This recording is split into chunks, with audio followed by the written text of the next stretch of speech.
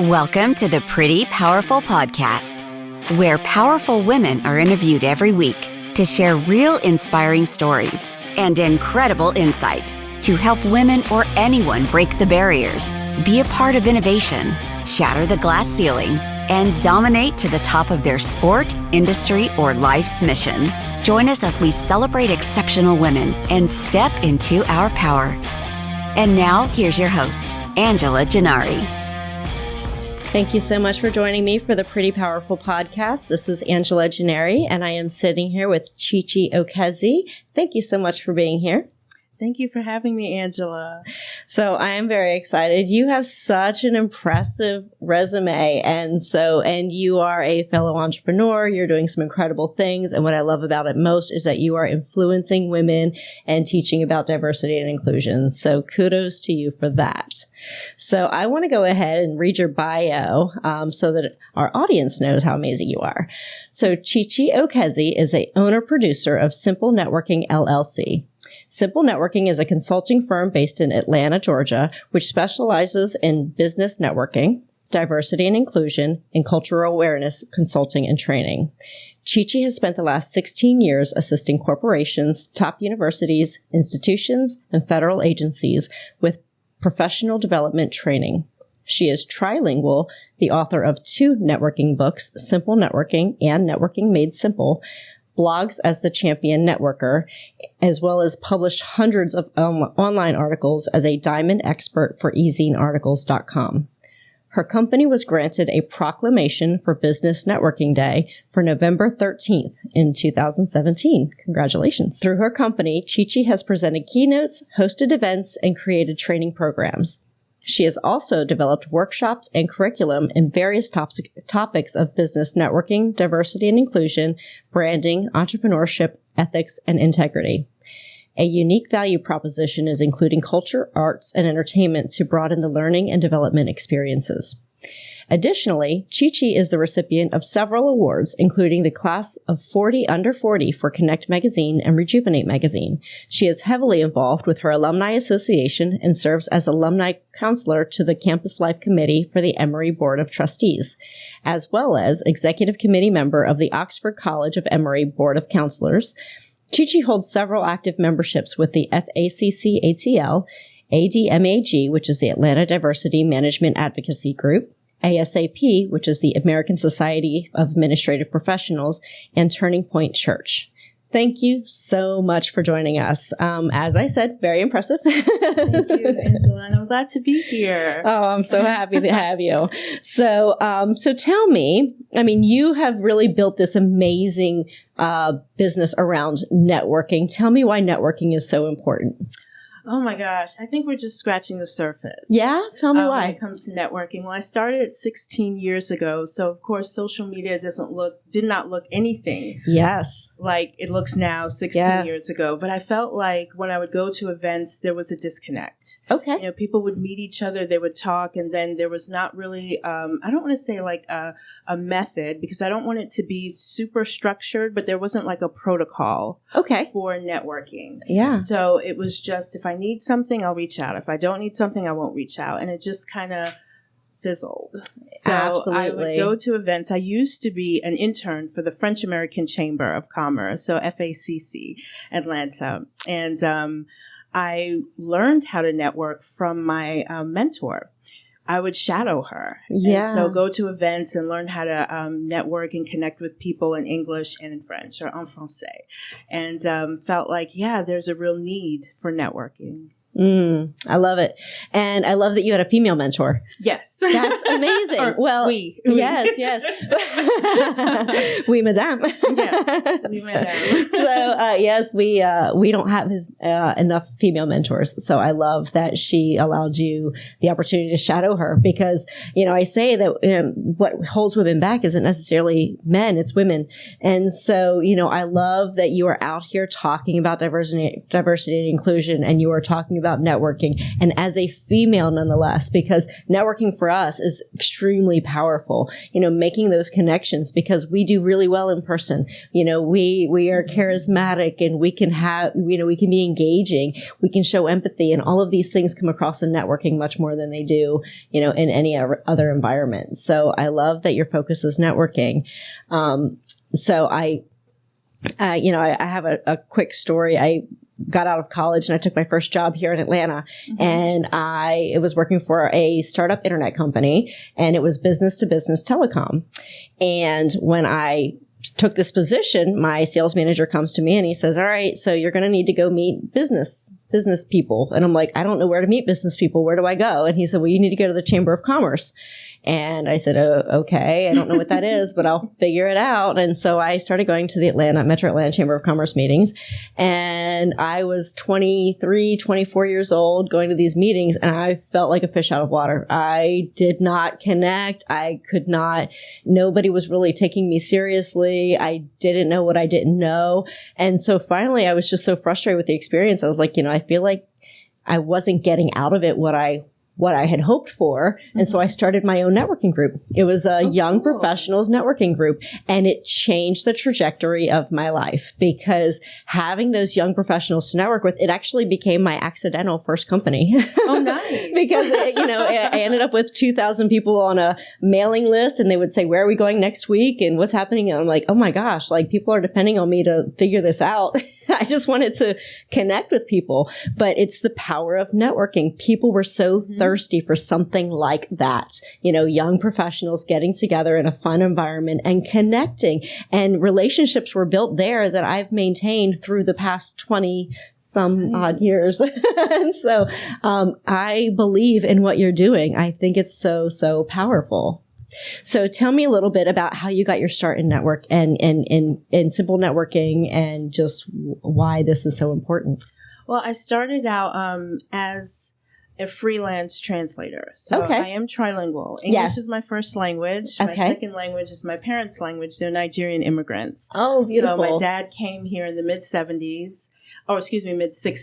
Okay. And my mom came in the mid-70s, and Chi came in the late 70s. Okay. But I was born and raised in Brooklyn, and then moved here to Atlanta. So I consider myself a bit of an apple peach. I love it. Nonetheless, yes. When I went to Emory, I graduated. I majored in French cultural studies, which my parents still don't think that's a major. And they're hardcore math and science people. Right. So this was not what they expected at all. Right. But I started freelancing translations from French to English, and working with the French American Chamber and the Consul General of France. So back in the day when we had the white pages, I know some of our listeners may not know what that is. I think there might be like a whitepages.com or something now that you just use on a date when you're looking up people on a dating app. And that's exactly. So there wasn't quite, Google was not out there yet, you guys. So on the white pages, they would try people that were traveling to France or needed information about passports and visas. They were looking for the French consulate. But in the white pages, it was actually listed as the Consul General of France. Oh, interesting. So they would always look for the French consulate but find the French American Chamber. So they would call the French American Chamber and we would direct them. But I ended up getting a lot of referrals. So I said, let me just start freelancing in order to, build a business, learn about business, make some money on the side. And found that when I would be doing these translations, I could network to get larger audience, clients, and things like that. So that's kind of how simple networking started. Very cool. And I love that you were, this whole like bringing the white pages into it. That's amazing. That is amazing. Okay. So then you started simple networking, and tell me about, starting a business, launching something. How did you get started? How did you, reach out to people at that point? Well, I was not groomed to be an entrepreneur. Yes. Okay, so I know, math and science. Right, yes.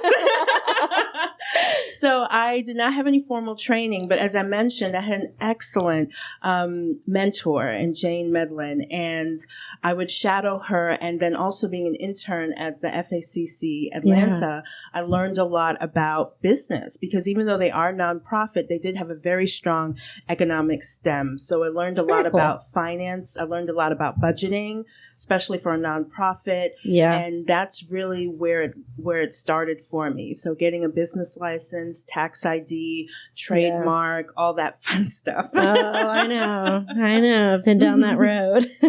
Okay, very cool. And then going to Emory, there's what I love about Emory is there's a great support system there. I feel like when you've graduated from Emory, you've graduated with a team of people who really just become, especially with being on the board of trustees, like you have such a powerful network there. So tell me how your alumni and, being part of Emory, how has that changed or helped you in any way in terms of building? Yeah, it's been great. And knock on wood. I just had a committee meeting this morning and it went so well, but I need a nap. I know. I hear you. So shout out to my wonderful committee chair, Teresa Rivero. Yay! Yay. Previous pretty powerful podcast guest.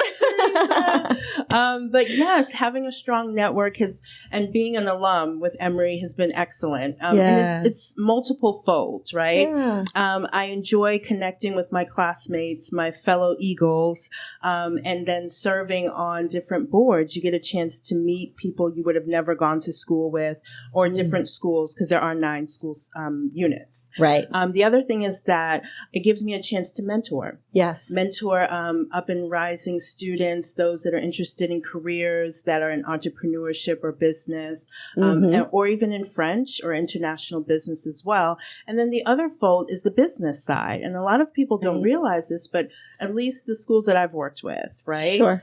They have a procurement system. So you can actually be a vendor or supplier for your alma mater. And it's not just about being a professor or an adjunct professor. A supplier basically means that you're offering a service. Right. And you will be paid for the yes, exactly. for the service. Yes. So leveraging the power of networking. So talk a little bit about what that means as a woman, as a Black woman, as as anybody starting out as an entrepreneur. Tell me about the leveraging the power of networking and what it can mean in a business, because I think that we don't do enough of it outside of social media. So what does that look like? It's really important and definitely overlooked, sometimes undervalued. I still believe that we are scraping the surface of it. Building relationships is critical. That trust and know factor. And also it's a way to brand yourself. A lot of people don't understand that networking can actually brand yourself. Yeah. And I think about it in the way of how you communicate. I think, and I say this in my workshops, you have 3 images, right? That you can use to brand yourself. You have your written image, your physical image, as well as your verbal image. Interesting. So your verbal image is the elevator pitch. Yes, yes. So this is how you introduce yourself, how you make this amazing first impression. Your written image can be, of course, your social media, your online presence, business cards, marketing material, and then your physical image, the way that you dress and how you present yourself. And they all should come together and be congruent. I love it. I think that, or I believe that's very critical when it comes to networking. The other piece about networking is that I've heard the word on the street, Angela, is that networking is slimy. I hate using that word. And they have these other pseudo words. And I have mixed feelings about this. Okay. Tell me. Yes, networking can be, it's what it is. It's what you make it. Right. I always tell people, think of it like the word it is, network. When you look it up in the dictionary, it means 2 or more computers connected, sharing information. So think of it as 2 or more people coming together, sharing information. You're building relationships, supporting each other, mentoring, sponsoring, advocating, especially now as we're moving into this. Is it endemic? I want it to be a no-demic. I agree. But nonetheless, we're learning a lot about or bringing to the forefront social causes, ways of advocacy, speaking up, being able to have your voice and being heard. And it doesn't necessarily have to be something that's always confrontational. You can speak up to recognize someone, or to bring recognition to yourself. Yes, agree. Well, and I love that you talk about this branding of branding yourself, because that's something we don't do enough of. We identify with our company, we identify with our family, we identify with our, where we live, but we need to build our own brand identity. And that is what carries you through.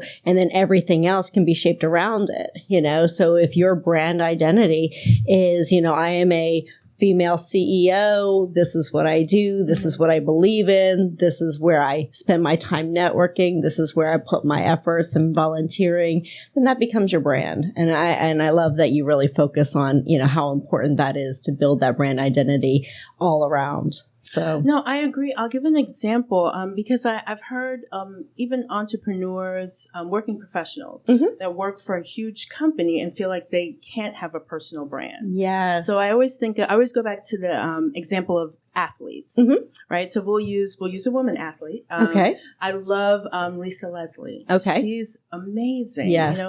Was on the NWBA, WNBA. yes.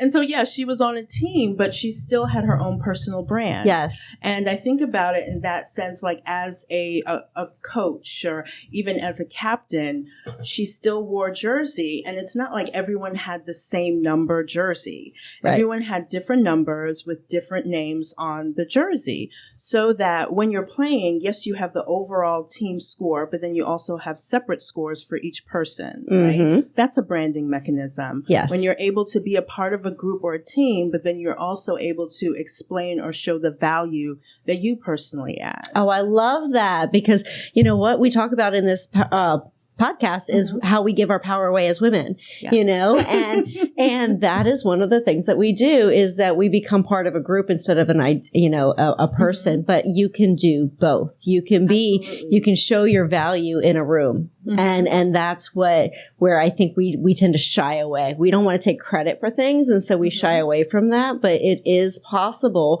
to, have a group that is powerful, whether it be a company, a team, and then also to own your own power in your own space as well, and recognize the value that you bring to that organization or that team. Absolutely. And that's something that I always push with my fellow female entrepreneurs and working professionals and colleagues. Yes. Because it's always good to have, now we're in this data age, analyzing. And it's great when you talk about yourself and the skills that you have, but also making that quantifiable. Yes. Is extremely important. Yeah. Everybody wants to know value according to numbers, and that's sometimes hard. It's sometimes hard. So when you are starting your company and you're out there, you've written 2 books. I mean, tell me about some of the obstacles that you have overcome in all of these incredible accomplishments that you've made, because, I know success doesn't happen overnight, and as brilliant as you are, and as, I have no doubt that you are extremely powerful in every single aspect of your life. Tell me about some of the challenges that you faced. Well, the biggest challenge is actually my age. Really? I never really had a bona fide full-time job. Okay. When I graduated from school, I did start doing marketing for a used car dealership, and I only stayed for a week. Oh, wow. I really wanted to quit that Wednesday, but I toughed it out till Friday. Right. So once again, parents had no hope in Chi. Right. So it was my age. So I was like 22, 23 when I started doing the freelancing. And then when I moved into the simple networking, I was still under 30. Wow. And it was going to these meetings, and people would start, listen now on. When people start to explain themselves, they'll say, I have 30 years of experience in corporate America. 35, or I've done this and this degree and that degree, or I have this number of people on my team. And I would just think, like, I just turned 24. Like, I was like, I don't know what else. I don't know how to compete with that.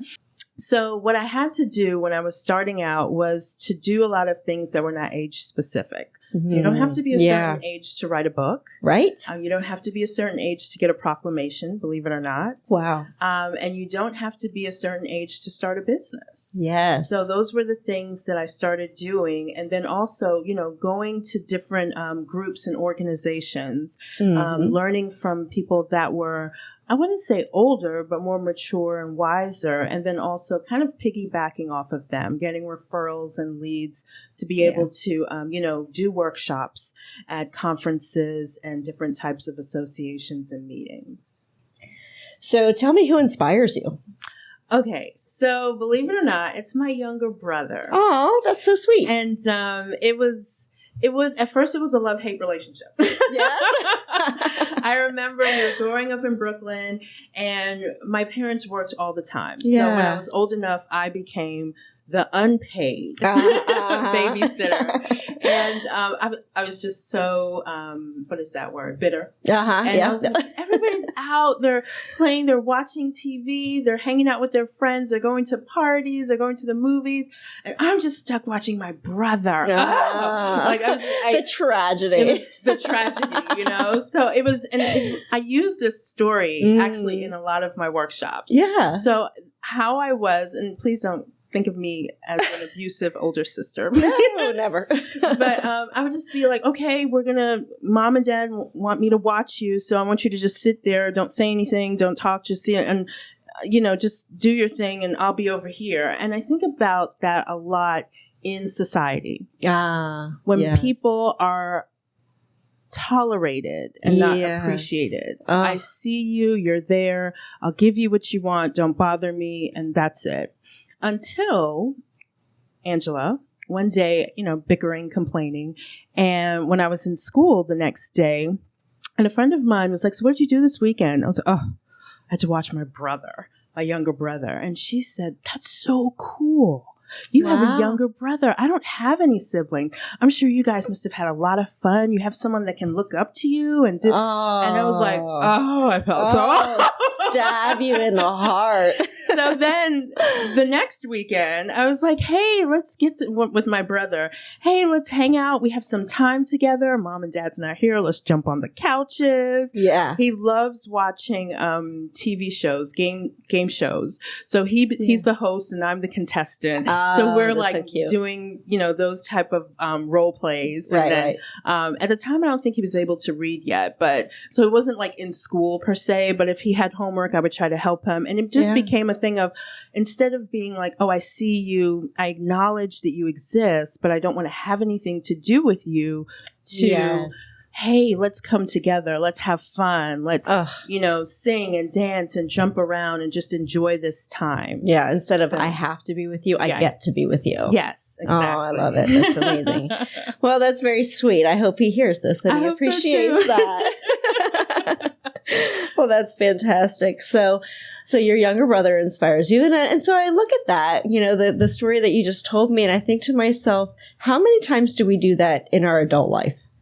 I see you, you're here, we tolerate each other, but I'm not going to give you any of my attention. Right. And so that's so relevant, I think, to how we live our lives today, and, not appreciating those around us. I like you, and involved with my church, and I run a women's small group. Oh, cool. And with my small group, we often talk about things like, God loves us the way we are, and, and despite our sin and everything else. But we talk about how we appreciate the people closest to us the least. Yeah. And like there's people I meet on a, day-to-day, interview, something like that. And I talk to them in a nicer, more appreciative way than I talk to the people closest to me. And why do we do that? And so we talk about that in our small group and like, how do we fix this? And so we actually went through a 7-day exercise where every single day we challenged each other to give a compliment or show appreciation to someone unexpectedly. So, whatever that looked like. So, and I think that that's what we have to do is, with your story with your brother, I love that he inspires you. And, I really do hope that he knows that. And, he probably doesn't. well, maybe he does now. But, those people around us, you're right, because how many times do we go about our day-to-day lives and not appreciate the people we acknowledge they exist and then we move on, but yeah, showing appreciation goes a long way. So that's beautiful. Okay. So tell me about time, as women, we give our power away a lot, and so, I think we share power, we think, okay, we want a seat at the table, but then we don't own our power when we have it, or we don't know what to do with that power. So tell me about a time that you've stepped into your power and what that felt like, and a time that you've given it away and what that felt like. Oh man. So, I will use, the example with, my role as alumni counselor. Yes. So it's been interesting. I roll off September. Okay. So it's a 3-year term, and most of it has been virtual because of the pandemic. Oh, right. Yeah. So it's been interesting because it's really designed for in person. Yeah. Yeah. And so, they were kind of interviewing me it's like a pre-exit kind of thing, and one of the alumni boards. And so they were, asking me these questions, Angela, and I was being as open and honest as I could, but still being objective, right? Right. It's a pandemic. Right. This is true. Yes. And so at the end of the survey or the interview, they're like, "Oh, okay, well, would you like to recommend someone to succeed you?" Oh, and I thought, interesting. I never even thought about that. And I said, okay, let me sit down and think about this. And I did. I took the time, they had certain criteria. And then I took the time to really think about it. Like, who would be perfect for this role? And who would be someone that, it's not going to make me look bad, but yeah. Like, but dang at the same time, right. But at the same time, we'll get an experience that they may not have had an opportunity to have. Yes. So I was very, very intentional about that. And good. But nonetheless, yes, that felt very empowering for them to ask, and then really like taking the time to sit down and really think about it. Yeah. Yeah. So I was very honored in that position. Oh, that's lovely. I love it because you said she, so Yes. I am I'm thrilled that you recommended a woman in your place. So that's amazing. Okay. So then tell me, as a woman, what advice would you give to your 18-year-old self setting out on your journey? So many people ask me that question. Yes. I don't think I would listen to myself. Really? Angela? And I think about it, like, what if your 60-year-old self came to you right now, Chi, and said something? I'd be freaked out. Yeah. And then I wouldn't listen. I'd be like, no. Even though you've lived it, no. I think I would say, and I'm joking, but hydrate. Just drink water. Just drink a lot of water. Just because a lot of the things that I do, even though it's not hard labor, it involves a lot of thinking. Yes. And it involves a lot of energy. And so being healthy is extremely important. I didn't really realize that until the pandemic hit. And, I had to be at home, of course, and working from home and taking care of my elderly parents. And I was just thinking I had time to actually cook my food. Yes. Or, pick out healthy things to eat, because I know when I'm on the go, it's not good. Oh, girl, we've all been there. I was like, I started taking vitamins on a regular basis. I haven't done that since the last vitamins that I took on a regular basis were my Flintstone vitamins. Oh, okay. I think it's really just putting your health front and center. Yeah. And you talk about the importance of, prioritizing your quality of life. Yes. And health is a big part of that, right? Because when you feel good, everything else in your life is easier. Because when you feel bad, I mean, even if it's just a flu, even if it's something simple, but, in the middle of a pandemic, nonetheless, things are harder. Every effort takes more. So how do you prioritize? How do you prioritize yourself? How do you balance that?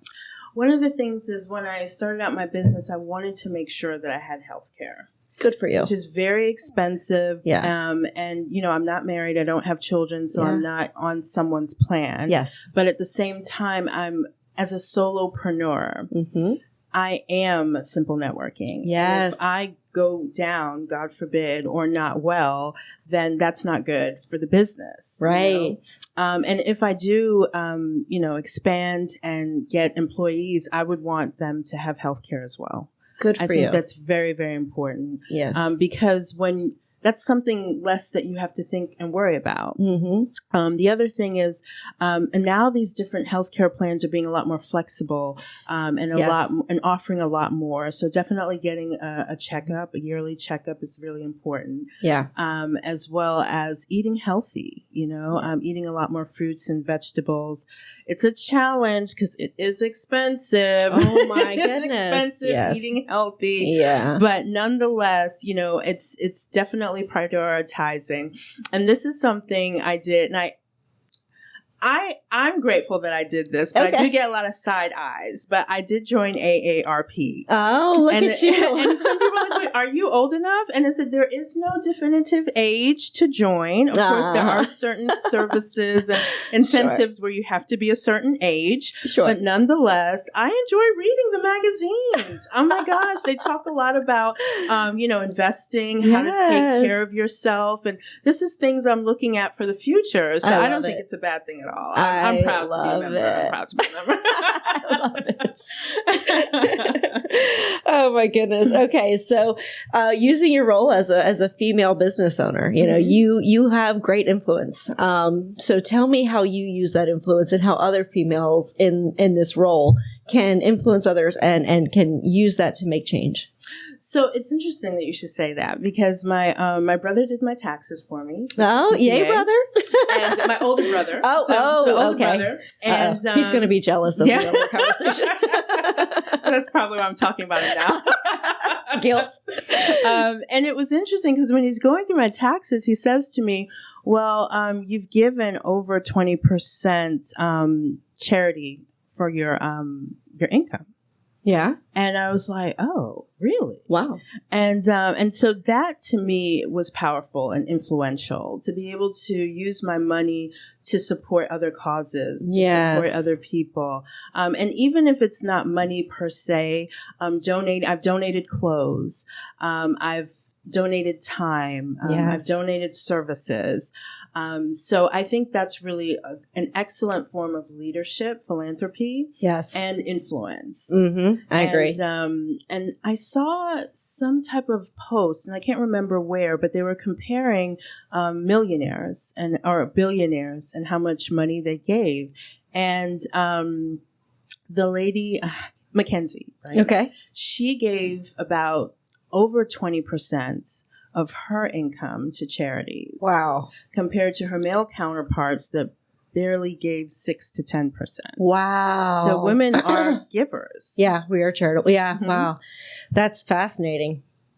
I love that. So I have another story. Yeah, go ahead. So I recently volunteered for DECA. And, we're in this crazy busy time of our business right now. We've got all these commencement ceremonies and we've just, we're in the events industry. This is event season. We are working crazy hours right now. But giving back is something that's really important to me. And especially when it's young people, because I want to bring up these group of young entrepreneurs and then I want them to come work with me. And there's no shame in that. I want to hire them. That's a direct funnel. No.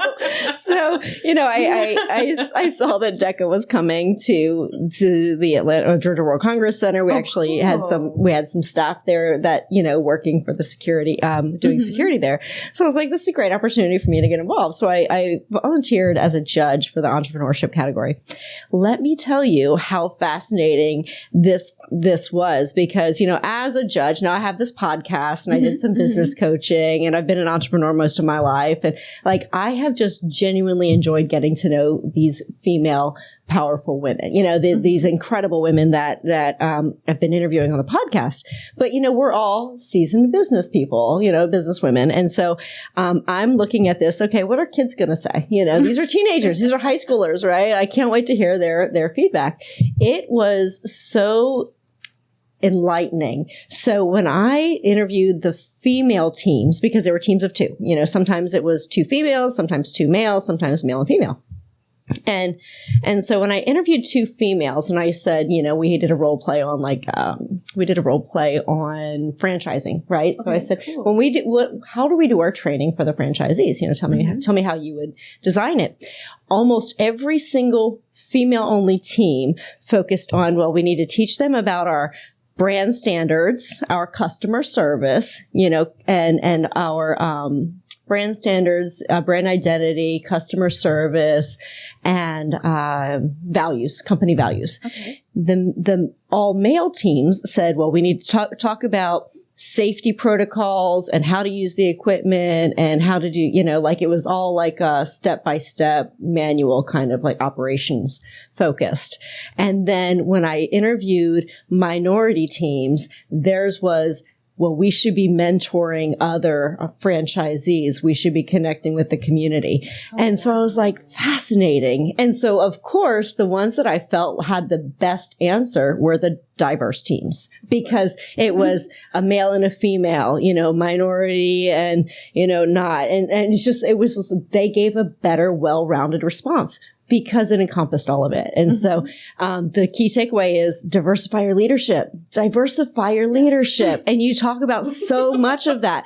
And it's like, guys, when you look around the room and everybody looks like you, you're not winning. You're not winning this race, because what's going to happen is somebody is going to beat you at what you're doing because they have greater perspective, right? So tell me about diversity inclusion and what that means to a company. Well, I'll use myself for an example. Yes. Born and raised in the United States, my parents are Nigerian immigrants. Yes. And so it's always been interesting when I would go to school, because people would think, oh, you're an immigrant. Or if you were born here, then English wasn't your first language. Right. So I get to experience a lot of these things that other people experience. Yes. And then, of course, my name, Chi Chi, is my stage name. That's not my full name. Okay. And so, but when official documents come, Chi Chi's full name is on there. Yes. So Chi Chi that's not going to be on my bank card. That's not going to be on my passport.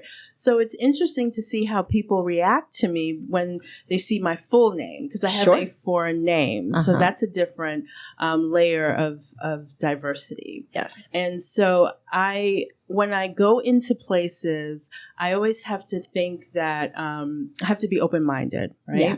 Because people may think that I am an immigrant and have certain biases towards immigrants. They may think, or even what type of immigrant they think I am. And so when I talk about diversity in my workshops, it's really multi-layered. It's not just necessarily gender or age. It can also be socioeconomic. Yes. And I'll give an example. Is that I was having lunch. A friend of mine, so sweet, was introducing me to a lady who worked for a wonderful company here in Atlanta, where I could do professional development training for her team. Okay. So we were having lunch together. So I'm telling her about the business. We're having a great time, Angela. And then she says, oh, I have a diverse network. I said, okay. So she starts to explain her diverse network. Okay. So it's 4 other business women that are located in different areas of the world. And she goes on and she goes on. And then Angela, I said to her, well, you don't have a diverse network. It's actually just you in 4 countries. Uh-huh. Nonetheless, I did not get the training program. What? But that's okay. It's all right. It's okay. I'm not bitter. But it was what it was. Yes. It was like, they're all women. Mm-hmm. They all are in this C-suite. They all make the same amount of money. They're all heterosexual. They all, have children, same educational background. And I said, that's not diversity. It's not diversity. You're absolutely right. I love that because, everybody thinks, oh, if I have all women, it's diverse. No, it's not. No, it's not. It's really not. And so and so diversity matters. It does. Because the different perspectives, the different life experiences, the different ways of viewing things, the different, what is in your heart, with the decade I'll tell you what it does do. I'm sorry. Oh, no, go ahead. Is that it really invokes empathy. Yes. I had a roommate in school that was vegetarian. Okay. So you can imagine in the late 90s, not like here where you have all these options. Yes. It was really difficult for her to find food to eat. And it was more along the lines of religious choice. Yeah. So there were certain things that she couldn't eat, even if there were no meat. There was no meat. Right. And so she was kind of borderline vegan, but almost, right? Mm-hmm. So when we would go out, we would ask different restaurants to make sure that she had something to eat. And even when we would go on these buffet lines, if we saw something that was no meat in it, we wouldn't take it. Yeah.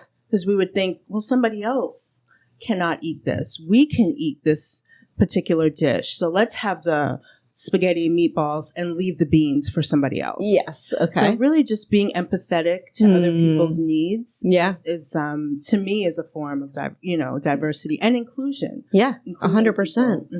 100%.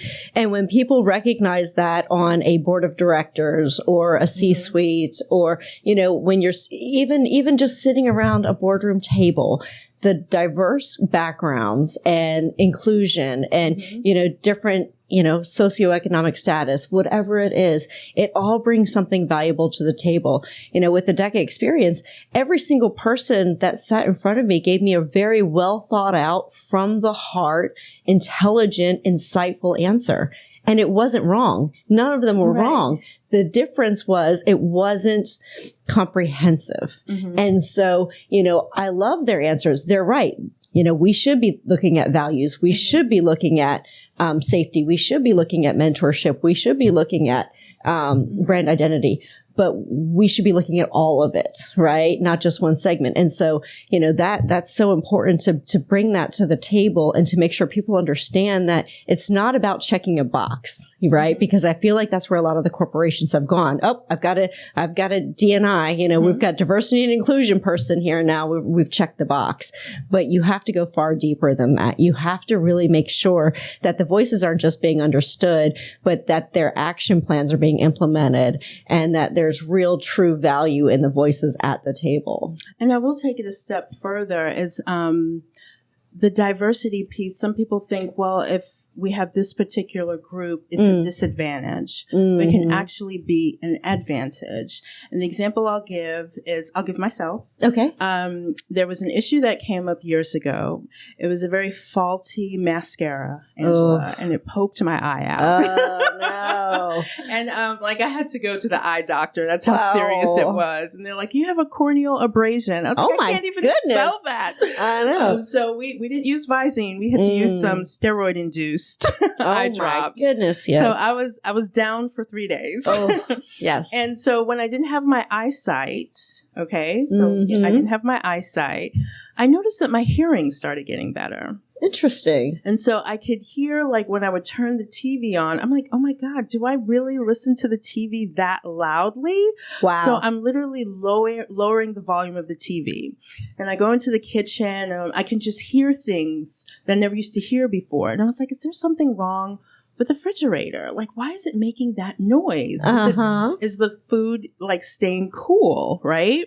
And then the best part was when the mail would come, because I'm at home. I'm not going anywhere. Yes. So I could hear the mail truck coming, and it always goes, does my mail carrier or postal carrier always come at 12 o'clock? Because I never noticed it. Yep. Not to say that U.S. Postal Service did not maintain their cars, but it was a loud sound. Sure. And so my point is that if someone may have a disability or what we would consider a deficit, Yes. then we need to look deeper into that because there could be an area where they're stronger in. Yes. So in my case, I did lose, air quote, lose my sight for a few days where I Sure. just had to rest my eyes, but my hearing and my other senses were so much better. Yeah. So I think that's really important, going back to valuing people. Sure. Absolutely. Yeah, I 100% agree with you. And we actually have a gentleman that works with me who is legally blind. Okay. And it's so funny because we'll have hundreds of people at an event and I'll walk up to him and I'll say hi to him. And he's like, oh, hi, Angela. I'm like, how do you know it's me? I didn't say it was me. But he's, it's just the other senses. You're right. He probably Absolutely. recognized your voice. Yeah. Mm-hmm. So, but, and when you're talking about hundreds of people coming in and saying hello to you, and then all of a sudden they're like, oh, hi, Angela, and it's just interesting that. But anyway, so I have just really enjoyed talking to you. So I have one last question for you, and it's one that I love this question because it's just so insightful. What do you wish more people knew? I wish more people knew that there's always opportunity. Yes. Even when things may look like there's only one way to do it. There's only one way that I've seen this done. This is just inevitable. Just really being flexible, open-minded, and patient. Yes. And you'd absolutely. be surprised. You'd be really surprised. Very cool. I love that. I think more people should take that to heart. There's Mm-hmm. always opportunity. You just never know. And sometimes the things that you think are the opportunity aren't the actual opportunity. Exactly. So there's that too. So thank you so much, Chi. You are just a pleasure to talk to. I've really enjoyed this. I've had big fun. Thank you for having me. And shout out to Monica McCoy. Monica, Teresa. Amazing. And yes, and Teresa. So yes, absolutely. Two of my absolute favorite people. They're so amazing. So thank you for being here. Thank you. All right. Thank you for joining our guests on the Pretty Powerful podcast. And we hope you've gained new insight and learned from exceptional women. Remember to subscribe or check out this and all episodes on prettypowerfulpodcast.com. Visit us next time. And until then, step into your own power